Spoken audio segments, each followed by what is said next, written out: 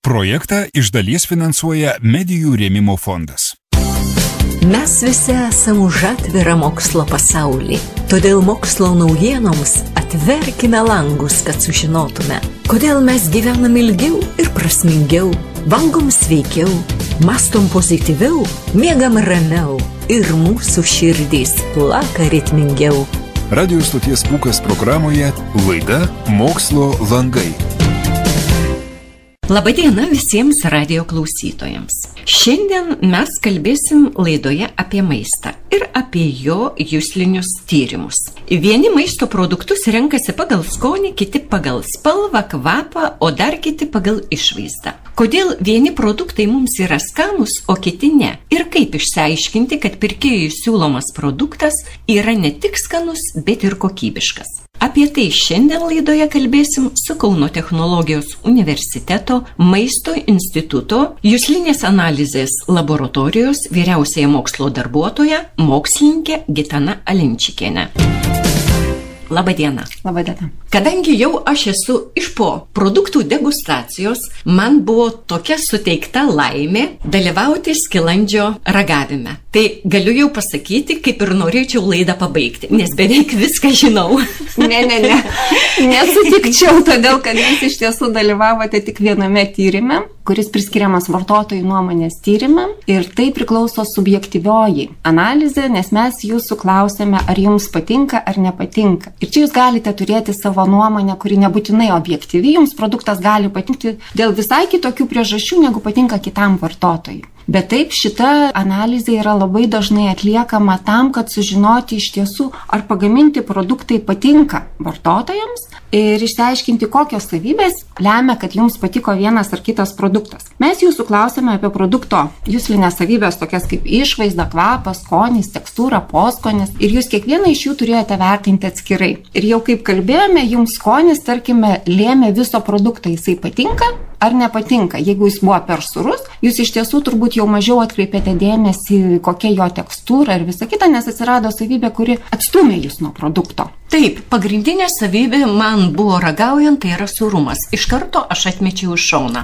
Taip, ir bendras įspūdis, ko gero, priklausė ne nuo išvaizdos, ne nuo tekstūros, kiek jūs įvertinote, bet nuo to, jums buvo, tarkim, per sūru. Viskas. Produktas nepatiko. Tai iš tiesų, jeigu jūs parašėte tokį komentarą, jūsų atsakymai labai naudingi. Bet tam, kad įmonės, kurios gamino tos produktus, galėtų išsiaiškinti tiksliau, kuogi skiriasi tie lyginti produktai tarpusavyje, yra atliekama objektyvioji juslinė analizė. Ja atlieka žmonės, kurių receptoriai būna patikrinti, ar pakankamai gerai jaučiami skoniai, ar gerai jaučiami kvapai. Yra tarptautiniai standartai, kurie prašo, kokias koncentracijas turi žmogus pajusti. Taip pat labai svarbu žmogaus gebėjimas apibūdinti tas savybės, nes neužtenka pasakyti skanu, neskanu, reikia pasakyti, o kodėl skanu arba kodėl neskanu. Reikia sudaryti vadinamąjį juslinį profilį produkto, matyti, kokiom savybėm iš tiesų skiriasi tie produktai, nes, tarkim, apelsinų sulčių kvapas gali turėti 19 savybių. Neužtenka pasakyti, kad tai apelsinų sultis. Jose gali dominuoti vienas ar kitas kvapas ir tam žmonės yra apmokomi ir tai daroma jau atrinktų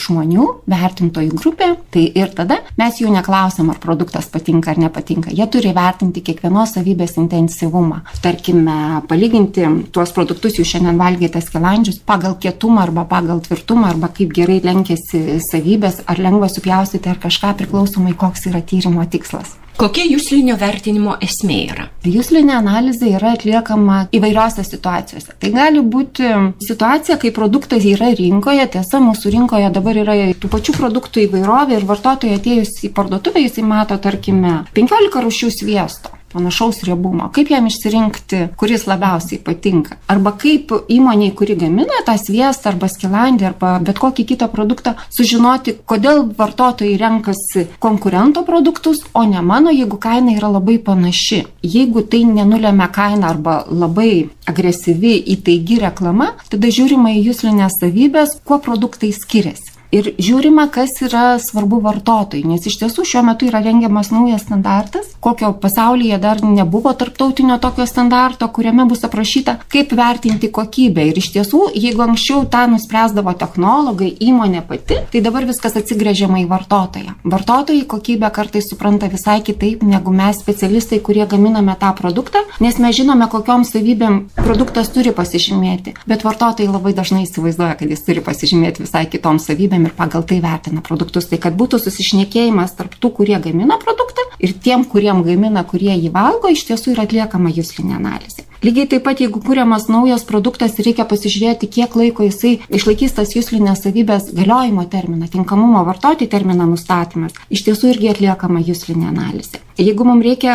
sukurti kažkokį visai naują, kuris neturėtų analogų produktas rinkoje, tada žiūrima, kokios savybės turi būti būdingos paruošiant receptūrą. Juslinė analizė taikoma ne tik maistui, taikoma kosmetikoje, taikoma lėktuvuose, kuriant mašinas, kuriant mūsų drabužius. Tai nėra tik maisto produktams skirtas. Ir iš tiesų turbūt smagiausia, kad mes kiekvienas esame vertintojas, nes turbūt nuo gimimo renkamės produktus ir žinom, mums patinka, nepatinka, mes galim juos apibūdinti, galime taip, tik tai kartais neatkreipiame tai dėmesį. Tie žmonės, kurie yra apmokomi, kaip jie yra apmokomi ir jie jau turi nuo gimimų turėti kažkokias tai ypatingas juslinės savybės. Ar to galima išmokti? Yra tikrai žmonių, kurie gimsta nejausdami skonio ar kvapo, lygiai taip pat, kai gimsta žmonės turėdami regos negalią, kas irgi yra vienas iš juslinių mūsų vertinimo metodų akimis, tai iš tiesų yra tam tikra dalis žmonių, kurie negali to atlikti. Visi kiti mes jaučiame tuos pagrindinius skonius, kurie yra pagal standartus surasti 7, saldus, surus, kartus, rūgštus. Jeigu mes labai vartojame produktus, kuriuose yra pridėta daug skonių ar kvapų, mūsų receptoriai atbunka. Jiem reikia vis didesnio dirgiklio koncentracijos, kad pajaustumėme. Tie žmonės, kurie šiuo metu, jeigu laikosi medikų rekomendacijos ir šiek tiek sumažina naudojamo cukraus arba druskos kiekį, jie turbūt pastebi, kad daug produktų esančių rinkoje jiems yra per saldus arba per sūrus, todėl kad jų receptoriai truputėlį tampa jautresni, vartojant mažiau to produkto. Jeigu jūs iš ryto būtumėte atėjusi, suvalgysi česnako, aitriosios paprikos, kad nors labai sūraus, jums būtų labai sunku atlikti vertinimą, todėl kad jūsų receptoriai būtų apnešti jau nuo to, ką jūs valgėte ryte ir jums būtų likęs liekamasis skonis, kurį jūs jaustumėte burnoje. Už tai iš tiesų prieš tyrimus rekomenduojama nerūkyti, negerti kavos, nevalgyti aštrių produktų, neteiti labai sotiems, tam, kad jūsų receptoriai gebėtų tą atlikti. Ir turbūt kaip kiekvienoje sporto šakoje arba mene, turbūt žinote, kad muzikantai praktikuojasi tą daryti, lygiai taip pat juslinėje analizėje. Žmonės yra periodiškai mokomi atlikti tuos testus, patikrinama, ar jie sugeba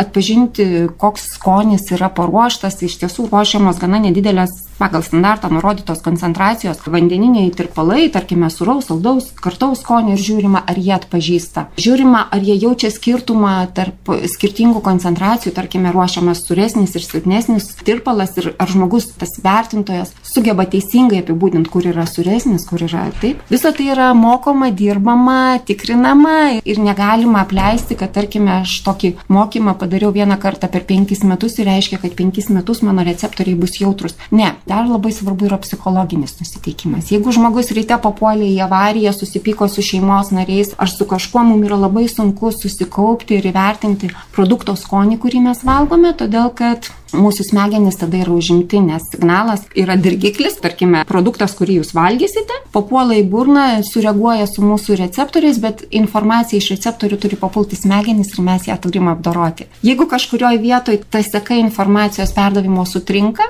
tarkime, jūs žaidžiate telefonu, jūs su kažko kalbate, pamatėte kažką įdomaus per langą, iš tiesų jums sunkiai pavyks surasti nežymius skirtumus tarp produkto, tarkime, sūrumo ar kažko. Už tai visada sudaromos sąlygos, jūs turbūt pastebėjote, kad tyrimai pas mus atliekami laboratorijoje, kur uždengti langai, kur tam tikra spalva yra laboratorijoje, kad neblaškytų žmogaus ir jį maksimaliai susikauptų. Ir turbūt pastebėjote, kad mes jūs šiek tiek pakalbiname gražiai, kad jūs atsisėstumėte ir jaustumėtės komfortabiliai, todėl kad tai yra iš tiesų būtina, mums žmogus nėra tobulas prietaisas, jį reikia paglostyti, kad jis nusiramintų, atsipalaiduotų ir galėtų atlikti tą darbą. Pažiūrėkite, jeigu produktą jūs pirkote prekybos tinkle ir ten buvo reagavimas prieš tai.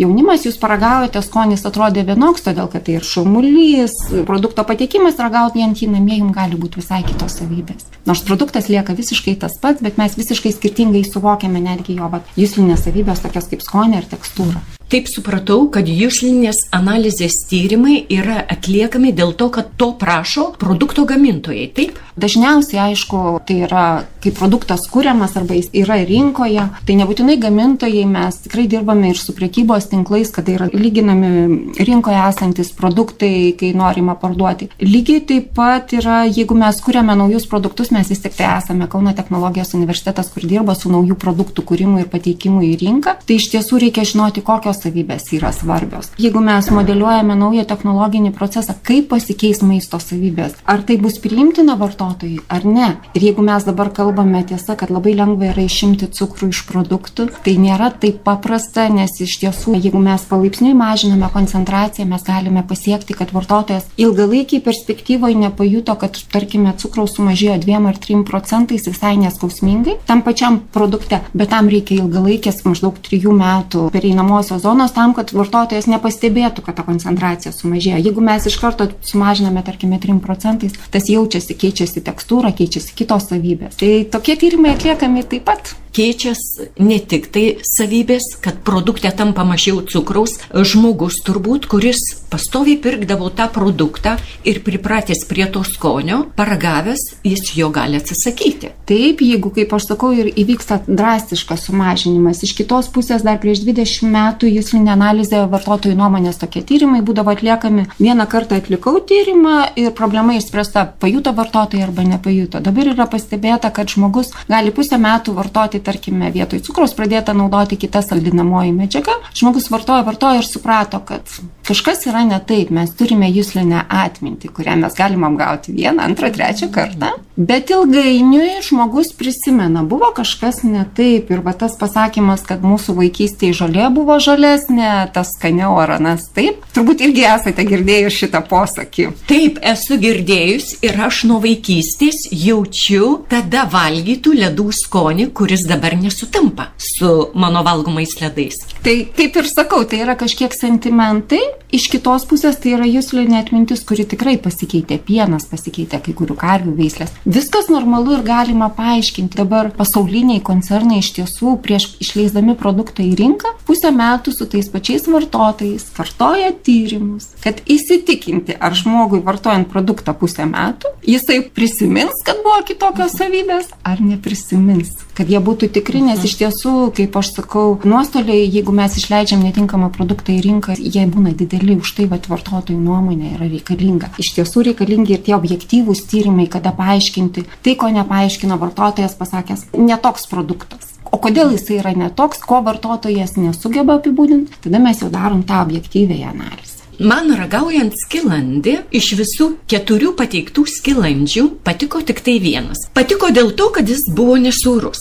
Ir jeigu paimkim tokį atvejį, daugumai ragaujančių patiko būtent tas skilandis. Tai gamintojas atsižvelgs į mūsų nuomonę ar ne? Negalėčiau šiuo atveju atsakyti, kadangi tai yra negamintojo užsakymu atliekami tyrimai. Negaliu komentuoti iš tiesų tikrai, bet labai dažnas atvejas, kad druskos kiekis parašytas etiketėje yra toks pat. Surumą mes pajaučiame priklausomai nuo to dar, kaip gera, kokia kokybiška buvo mėsa naudota produkto gamybai, kiek yra lašinukų, kaip gerai druska pasiskirsto visame gaminyje. Tai iš tiesų noriu pasakyti, kad gali būti, kad jeigu gamintoja pasieks tą informaciją, jisai gali peržiūrėti savo gamybos procesą ir pasižiūrėti, kodėl, tarkime, jeigu druskos kiekis toks pat išlenda druska labiau. Bet paimkim tokį atvejį, jeigu tai būtų gamintojo užsakomasis tyrimas. Kas nuo to pasikeistų? Kas nuo to pasikeistų priklauso nuo to, koks yra gamintojo tikslas. Dabar turbūt žinot, kad gamintojai pasirašė memorandumą mažinti druskos ir cukraus kiekį Lietuvoje, bet mes turime konkurentus iš kitų valstybių, kurie atveža su pakankamai dideliu šių medžiagų kiekiu produktuose. Todėl vartotojas gaila, bet turi pasirinkimą. Tai gamintojas, jeigu tai būtų jo produktas, kuris dėl sūrumo nepatiko vartotojams, iš tiesų galėtų priimti technologinės priemonės, žiūrėti galimybę sumažinti druskos kiekį, išlaikant visus kitus rodiklius. Problema yra, kad druska mums lengviausiai priimtinas priedas naudojamas gamyboje subalansuoti skonius. Jisai labai gerai išryškina kitus skonius, jeigu druskos, tarkime, nėra daug. Jeigu gaminate virtuvėje, turbūt visi mes žinome, kad kažkiek įdėjus druskos, žymiai išreikštesnis netgi saldžių produktų skonis pasidaro. Tai gali būti, kad drastiškai išėmus vien tik tai druską produktai taps nepriimtini, todėl kad visai kitaip skonis bus suprantamas. Bet nepamirškime, kad daugelį produktų tos druskos natrio chlorido yra natūraliai iš gamtos, taip kad tikrai nebūtina visur dėti. Ir aš esu iš tų, kurie tikrai visada stebiuosi matydama valgykloje, kaip žmonės neparagavę produkto užsibarsto druskos ar prieskonių, įsivaizduodami, kad to reikia. Kokiais kriterijais remintis galima vertinti maisto produktų skonį? Mes kaip darome, iš tiesų yra skonio intensyvumas. Ar skonis išreikštas, ar ne. Turbūt klasikinė problema, su kuo susidarė mūsų laboratorija, kai duodama atsigerti žmonėm vandenį. Kaip žinot, Kaune mūsų geriamas vanduo yra geros kokybės, jį galima gerti. Ir jeigu jūs esate kaunietė, kaip tarkime esu aš, tai man yra klasikinis skonis, koks turėtų būti vanduo. Bet jeigu aš nuvažiuoju į kitus miestus, žmonės, kurie atvažiuoja gyventi į Kauną, jie turi visiškai skirtingą požiūrį į tą patį geriamąjį vandenį, kuris bėga iš mūsų čiaupo. Ką jie sako apskritai? Yra skonis ar nėra skonio? Tada jau, kai mes nusprendžiam, ar skonis išreikštas, mes kalbame apie tai, kokie gali būti skoniai. Tarkime, naudojant išvalytą vandenį, ruošiant reagentus, atsiranda tam tikras saldumas. Kiti jaučia kartumą. Mes tada apibūdinam sudedamąsias dalis. Kaip dar galima apibūdinti produkto skonį? Ar jisai subalansuotas ar ne? Vėl grįžtant prie tų skilandžių, nors dabar visi sakys, kad darom skilandžiam didžiulę reklamą. Iš tiesų, ar dominuoja vienas skonis? Ar šalia jūs jautėte ir visus kitus skonis, lašinukų, mėsos, kadangi rūkymo turėjot jausti. Bet tas sudedamąsias dalis, kaip gerai jos yra subalansuotos. Tai žodžiu, mes tą skonį galime labai skirtingai apibūdinti ir labai skirtingai įvertinti. Tada jau galim diskutuoti, ar ta skonio savybė išreikšta, ar jinai neišreikšta. Tai reiškia, vertinant skirtingus produktus, skirtingi ir vertinimo kriterijai. Tikrai taip, ir priklausomai nuo to, ką jūs norit padaryti. Tiesa, pastebėjote turbūt, kad kiekviena šeimininkė kepdama pyragą ar bet kokį kitą gaminį naudos tą patį receptą, skoniai skirsis. Ir ne tik todėl, kad skiriasi pridėtas meilės kiekis ar naudota įranga, bet iš tiesų todėl, kad galėjo skirtis druskos, vieno gamintojo nuo kito skiriasi. Kaip visi sako, druska, tai sūru. Paragaukite visas Lietuvos rinkoje esančias druskas, jūs atrasite tokias skonių įvairovės, kur dominuoja ne tik sūrumas, kur yra tikrai visas skonių aibė. Tas pats yra su cukrum, bet tos nedidelės dalelės tų kitų skonių jos duoda arba subalansuota, arba nesubalansuota. Netgi toks cukrus ir tokia druska, tai čia reikia būti profesionaliu vertintoju. Čia nereikia būti profesionaliu vertintoju. Čia turbūt užtenka atsisėsti ramiai, užtenka pasidėti tuos produktus ir paragauti, ir jūs tikrai pajusite, kad paragavę vieną ir kitą, jūs pasakysite, tai ne tas pats. Klausytojus palieku trumpai muzikiniai pertraukėliai ir dabar išbėgu su mokslininkė Gitana Alinčkienė į druskos degustaciją. Laida Mokslo landai. Sveiki sugrįžę po muzikinės pertraukėlės. Mano druskos degustacija jau baigėsi ir niekada neįsivaizdavau, kad druska turi skirtingą skonį. Ragavau 5 rūšių druską. Dominuojantis sūrumas buvo visose druskose, bet tas sūrumas skirtingas. Viena buvo ypatingai labai sūri, o kitos tokio švelnesnio skonio. Viena, kur buvo su prieskoniais, galiu pasakyti, kad labiau jaučiau prieskonių skonį, o ne druskos. Tikrai taip, ir mes vėl su jumis atlikom dar vieną juslinės analizės testą, kurį tikrai kiekvienas galima atlikti namuose ir paragauti skirtingų gamintojų panašų produktą. Jisai tikrai gali skirtis, ta pagrindinė savybė, jeigu tai mes kalbam apie druską, jinai skirsis netgi sūrumo lygių. Taip pat gali būti atspalviai kitų skonių, kuriuos mes jaučiame, kad jie yra likę, pavyzdžiui, mineralinės medžiagos, priklausomai nuo druskos išgryninimo. Bet netgi išgrynintoj druskai sūrumas skiriasi. Taip mes galim lyginti skirtingų gamintojų parduodama geriamąjį vandenį. Mes galime žaisti namuose juslinę analizę sąmoningai ir tikrai susipažinti su tais produktais, kuriuos vartojame galbūt visą gyvenimą, bet pamatyti naujas spalvas, pajusti naujus skonius, jeigu tą darysim sąmoningai. Ir iš tiesų, turbūt žinote, dabar yra labai madingas tas metodas kvėpuoti sąmoningai, viską daryti sąmoningai. Tai iš tiesų ir juslinė analizė pastebėta, kad jeigu tą daro žmogus lėtai, jeigu aš valgau dabar, susikaupiu ties to valgymu, tai iš tiesų mes maisto matome daug daugiau savybių, patiriam didesnį malonumą ir mes pastebime skirtumus, kokie maži jie bebūtų tarp produktų ir suprantam, kas mums svarbu. Dabar klausaus jūsų ir pagalvojau, tiek pati savo, tiek klausytojams užduodu namų darbus.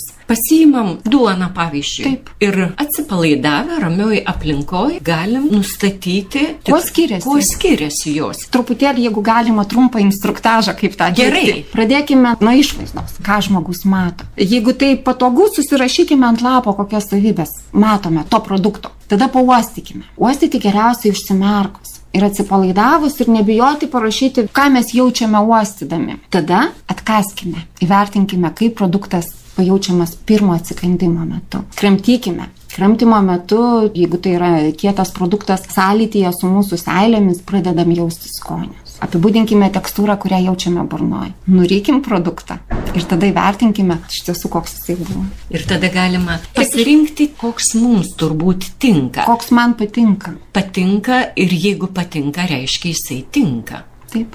Ir pasižiūrėti, kurios savybės, va tų produktų, jeigu jūs, tarkime, 3 palyginsite tarpusavėje, jūs žinosite, kad, tarkime, duonoje man yra svarbiausia va šitokios savybės. O pavyzdžiui, tam pačiam cukrui ar kuriame nors kitame, jums svarbesnis kitokios savybės. Kaip pasakyti, kai mes balsuojame piniginėmis rinkdamiesi produktą, tai mūsų truputėlį susiaurėja galimybės įsigyti produktus ir iš kitos pusės mes suformuojame sortimentą, mes renkamės pigiausią, reiškia įmonės stengsis mažinti kainą, sakydami jums nesvarbu juslinės savybės. Jeigu mes pradedam kalbėti apie produkto kokybę, tai vadinkime išjuslinę kokybę, tada mums ir gamins tokius produktus, kokius mes pirksime. Bet šiuo metu galima pasakyti, tokia tendencija ir yra. Paskelbiamos akcijos ir žmonės per daug nesuka galvos. Skanu ar neskanu, svarbu tai pigu.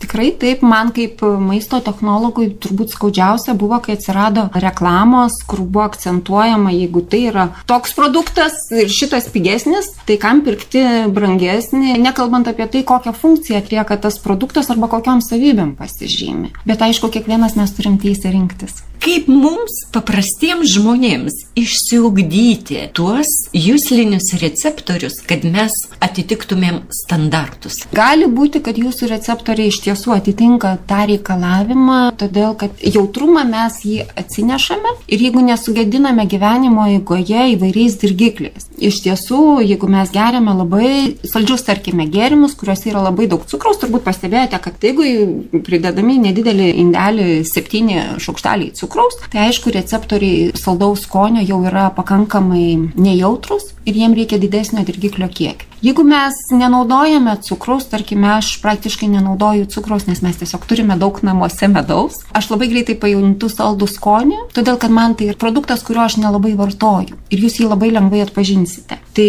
kuo prieskesnį maistą valgote, tuo geriau jaučiate skonius, todėl kad jūsų receptoriai pripranta prie nedidelių koncentracijų. Ir priešingai, jeigu mes valgome produktus, kuriuose pridėta kiekvieną kartą labai daug prieskonių, pridėta riebalų, pridėta viską, mūsų receptoriam reikia vis didesnio dirgiklio, kad pajaustumėm kažką naujo. Tai galite treniruoti savo receptorius, valgydami netaip išreikšto skonio, kalbant apie vieną konkretų skonį produktus. Jeigu valgome marinuotus produktus, kuriuose įpilta labai daug, tarkime, acto rūgšties, jie yra labai rūgštus, tai iš tiesų rūgštaus skonio receptoriai, jie po truputėlį nebepasidarys tokie jautrus, nes jie pastoviai gauna didelės koncentracijas. Tai mes esam kiekvienas individualus ir gali būti, kad jūsų receptoriai ir šiaip atitinka. Tęsėme pokalbį su Kauno technologijos universiteto maisto instituto juslinės analizės laboratorijos mokslininkė Gitana Alenčikienė. Dažnai žmonės skaito produktų etiketes ir jie yra daug tai sako, kad produktas blogas. Kokių priedų mums tikrai reikėtų vengti, kokie labiausiai kenkia sveikatai? Labai smagu, kad žmonės skaito etiketes, labai džiaugiuosi už tai. Iš tiesų mes kiekvienas galim turėti savo nuomonę. Poveikį sveikatai galėtų pakomentuoti medikai, tai yra jų tyrimų ir jų darbo sritis. Bet visada sakau, kad jeigu etiketėje surašytos tik 3 sudėtinės dalis, man kaip technologui kartais kyla klausimas, ar tikrai gamintojas viską surašė, nes galiu nutuokti, kad nesurašė, tarkime, raugo sudėties arba nesurašė naudoto kažkurio tai ingrediento visos sudėties, o didelės įmonės yra priverstos viską surašyti, tai žodžiu, ta etiketė ne visada turguje su be E reiškia geresnį produktą negu su paminėtomis E. Prieš keletą metų labai daug triukšmo buvo kilę dėl skonio stipriklio natrio glutomato. Spaudoje jis buvo kai kur vadinamas net legaliu narkotiku. Ar tikrai jis labai kenksmingas? Ar neteko pastebėti, atliekant juslinę maisto produktų analizę, kad produktai, kurių sudėtyje yra natrio glutomato, pagal skonį vertinami geriau už tuos, kuriuose jo nėra? Visų pirma, glutamo rūgštis yra natūrali medžiaga. Kiekviename iš mūsų jos yra, tai amino rūgštis. Jos yra natūraliai tokiuose produktuose, kaip mūsų baravykai. Kietas ilgai nokintas fermentinis sūris, kurių mes turime, žinom, tiek itališkus, tiek Lietuvoje gaminami, kurių didelis kiekis yra džiovintose pomidoruose. Ir mes turbūt žinome, kad tie produktai yra skanūs, tik tai jeigu tai yra džiovintas baravykas, kiek jūs jo dėsite į sriubą. Greičiausiai jūs jo neturėsite tonomis ir jūs įdėsite vieną arba du baravykiukus, nes to užtenka sriubai. Jeigu tai yra kietas, ilgai nokintas, tarkime, 3-4 metus fermentinis sūris, irgi nenoriu minėti gamintojų, jisai yra brangesnis rinkoje, mes jo nededame daug. Mes turbūt visi pripažįstame, kad tie produktai yra skanūs, nes tai yra medžiaga, kuris irgi suteikia skonio pilnumą. Yra kitas dalykas, kad yra susintetinta medžiaga ir jos galima rasti pridėtos kaip priedo. Galėčiau pagaminti jums, nes tai yra viena iš skonio medžiagų, kurią mes tikriname jautrumą žmonių, atrenkant vertintojus. Ji yra labai neskani, nes ji primena baltymų skilimo produktą tokį. Kitas dalykas, prieš kažkiek tai metų, dabar tiksliai nebepasakysiu, Žemės ūkio ministerija buvo užsakiusi mokslinį tyrimą, kuriame buvo tikrinama ši hipotezė, kad pridėjus natrio glutamato kaip skonio stipriklio į bet kokios rūšies mėsos žaliavą galima pagaminti skanų produktą. Anaiptol taip nėra, nes iš tiesų glutamo rūgštis sustiprina visus skonius ir jeigu mėsoje jau prasidėjęs kažkoks gedimas, tai bus lygiai taip pat išryškinta. Žodžiu, kartais tai, kas spaudoje tampa labai populiari idėja, ji ne visada būna tikrai teisinga, bet kad mes jo vienu metu naudojame to sintetinio per daug, tai faktas, tiesiog todėl, kad nebuvo žmonių suvokimo, kad mes jo naudojame per daug. Bet jeigu tai yra natūralios kilmės, kaip aš sakau, valgome, turbūt tos pomidorus ir valgysime toliau. Lietuviai grybavo ir jeigu jiems patinka valgyti grybus, todėl kad tai yra pilnas skonis, jie valgys. Taip, bet tai yra malonumo šaltinis, tik tiesiog paprastai jo didesnis kiekis medžiagos natūralios yra tuose produktuose, kurie yra brangus. Žodžiu, taip, tai galima vadinti narkotikų, ta prasme, kad mes turbūt priprantame prie kokybiškų produktų, kuriuose yra tos medžiagos, nes jie yra skanūs, jie yra pilni, bet jie yra brangus ir mes jų nedozuotumėme tiek, kiek atsiradus sintetiniai. Ar tikrai labai kenksmingas priklauso nuo jo kilmės ir vartojamo kiekio. Taip, visur gyvenime ypatingai valgant reikia turėti saiką. Valgyti įvairų maistą ir maitinti saikingai. Vienareikšmiškai, taip. Langas į pasaulio mokslą. O dabar rubrikoje Langas į pasaulio mokslą su mokslininkė Gitana Alenčikienė pakalbėsim apie tai, kaip vyksta juslinės analizės tyrimai kitose šalyse. Gal galit papasakoti konkretų atvejį, kur juslinės analizės tyrimai buvo pritaikomi praktiškai, konkrečiai? Kadangi kalbame apie tai, kas vyksta pasaulyje, tai iš tiesų Amerikoje buvo atlikti išsamus tyrimai, kaipgi mūsų jaunąją kartą moksleivius priversti arba gražiai įtikinti rinktis daržoves, o ne kažkokius kitokius produktus, kurie galbūt nėra pageidautini mokyklose. Ir iš tiesų tie patys juslinės analizės principai buvo pritaikomi ne tik sudarant meniu, kad vaikai gautų įvairovės visų skonių, kad tai būtų ir saldumo, ir kartumo, ir rūgštumo, bet ir pateikimo tvarka, kad jeigu vaikas turi galimybę valgyti kaip restorane, pradėti nuo salotų, kurios yra įvairios spalvės, reiškia yra sužadinama mūsų regėjimo funkcija, kuriuose yra įvairūs kvapai, įvairios tekstūros sudėtos daržovės, salotos, pomidorai, agurkai, ir vaikas nuo to pradeda, jam yra labai malonu valgyti ir jisai suvalgo visą porciją ir po to jau eidavo rinktis kitus produktus. Ir iš tiesų to tyrimo metu ten buvo 3 mėnesius atliekamas tyrimas, pastebėta, kad vaikai išmoko valgyti daržovės, Mielai jas rinkdavosi ir suvalgydavo visą porciją, tuo pačiu sumažindami maisto švaistimą, kuris yra labai didelis ne tik tai Lietuvoje, bet aišku ir visame pasaulyje turtingame. Tačiau paaiškėjo, kad puikūs tyrimai davė gerą rezultatą, bet sunkiai įgyvendinami praktikoje, todėl kad tai labai ilgai užtrunka valgymo procesas. Jeigu vaikai mokinami pajausti kiekvieną skonį, kad šitas salotos lapas traškus, pomidoras yra gaivus, drėgnas ir gerai padengia burnos paviršių ir nespėja pavalgyti per nustatytą laiką. Ir buvo grįžta prie įprastinio meniu. Kada tyrimai efektyvūs, jie tikrai pasiekė tikslą, bet jau yra atsisakoma, todėl kad tai yra per daug sąnaudų personalui, per ilga turi būti pertrauka ir nukenčia mokymo procesas. O kas taip nusprendžia? Tai yra politinio lygmens sprendimas, kiek turi užtrukti pertraukos mokyklose. Tai buvo, kaip sakau, tai yra amerikiečių tyrimas, kurį pernai pristatinėjo su didžiulė nuoskauda, kad galima vaikus labai lengvai paskatinti pasirinkti kitokius produktus. Tiesiog į tai reikia investuoti laiko, į tai reikia investuoti personalo. Atsiranda daugiau lėkščių, atsiranda daugiau surinkimo. Nes jeigu salotos yra vienoje lėkštėje su mėsos patiekalu, bulvytėmis fri ar dar kažkuo, salotos lieka lėkštėje. Juslinė analizė, ką jinai davė? Mėginių seka, kuria mes vertiname mėginius. Ar mes pradedame nuo vieno, ar mes pradedame nuo kito. Ar jie yra kartu? Taip, tai yra juslinė analizė. Ir baigiant mūsų pokalbį, kokiu patarimu galėtume duoti radijo klausytojams? Kaip teisingai pasirinkti maisto produktus, kad valgytumėm ne tik skaniai, bet ir sveikai? Visų pirma, mano pagrindinis patarimas – gerbkime save ir gerbkime maistą, kurį dedam ant stalo. Vis tiek jūs greičiausiai sumokėjote pinigus, tai jeigu jau išsirinkote tą produktą, tai valgydami mėgaukitės. Pamanykit pažiūrėti, kokios juslinės savybės būdingos tam produktui. Nepamirškite, kaip minėjau, ir išvaizda, ir kvapas, ir skonis, ir tekstūra, ir poskonis. Jeigu mes atkreipsime dėmesį į tokias savybės, valgysime mažiau, bet galėsime rinktis kokybiškesnius produktus, kaina liks ta pati. Sveikai galima valgyti, čia jau turbūt vėl medikai galėtų patarti, bet pagrindinė pasaulio sveikatos organizacijos taisyklė, kuri kalba apie mitybą – įvairovė, subalansuotumas ir nuosaikumas. Nuosaikumas tai reiškia nevalgykime per daug, net ir gero produkto, jeigu per daug bus blogai. Rekomenduojama, kad mūsų lėkštėje būtų įvairių produktų, įvairių spalvų. Vartotojams dabar mokina tą įvairiaspalvę dietą, kada renkamės violetinių atspalvių turinčius produktus dėl vienų naudingų medžiagų, žalius dėl kitų, bet visada atsiminkime, kad gali skirtis mūsų receptorių jautrumas ir kartais mama, nebūdama tokia jautri karčiam skoniui, gali versti savo vaiką valgyti žalias daržovės, kuriuose yra labai kartus skonis, o vaikas yra jautrus tam skoniui ir atstumti nuo to produkto. Tai būkime tolerantiški ir supraskime, kad mūsų jautrumai skiriasi ir per prievartą maitinti negalima, nes iš tiesų nebenorėsime valgyti to produkto iš viso. Laida Mokslo landai.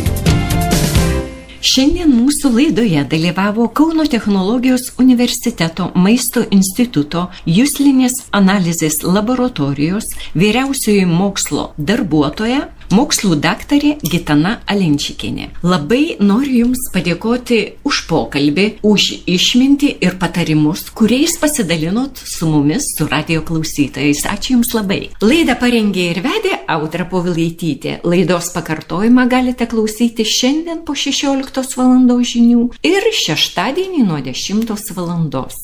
Ačiū, kad šią valandą buvot kartu ir linkiu visiems likusios geros dienos.